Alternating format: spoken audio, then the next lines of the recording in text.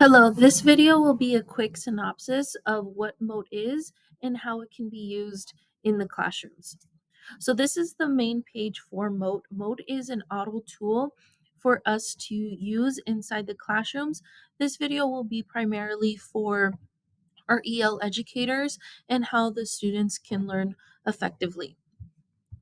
So there is a later video of how to properly install MOTE and how to add an extension for easier access. Once it's all installed, you will see an activity page.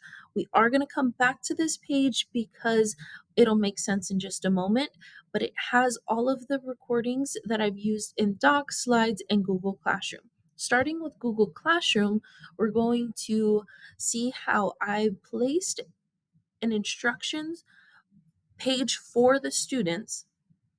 It is a recording of my voice and it's translated to the students' needs. They can associate the words, they can listen to the instructions, but they can also read it in their primary language, and I can translate it as many times as I need to. Moving over to Google Slides, the students are able to record their voice in a form of a remote presentation. Also, listen to this form as the teacher has used the same sentence and how it would sound for them. Just a toolkit for them to listen and also record as well. They can communicate with the teacher through the comment sections. It will record the voice, however, it does translate it as well. So if the teacher is recording their voice and needs to translate it to the student, that's how that can go. If the student needs to translate in their primary language, it can translate it for the teacher to read as well.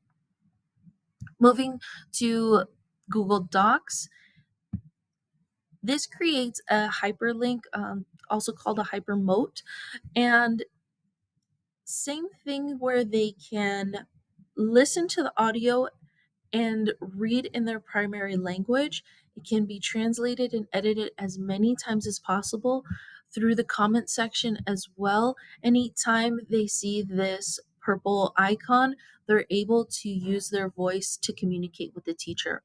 All of this is saved automatically in my notebook, which is all of my activities. You can see which form it was used in as well. And this is where I would come to share this multiple times. I can listen over and I can just delete this from my notebook as well. In the later videos will be more detailed of how the teacher can use all of these formats and all of these platforms to communicate properly with their students.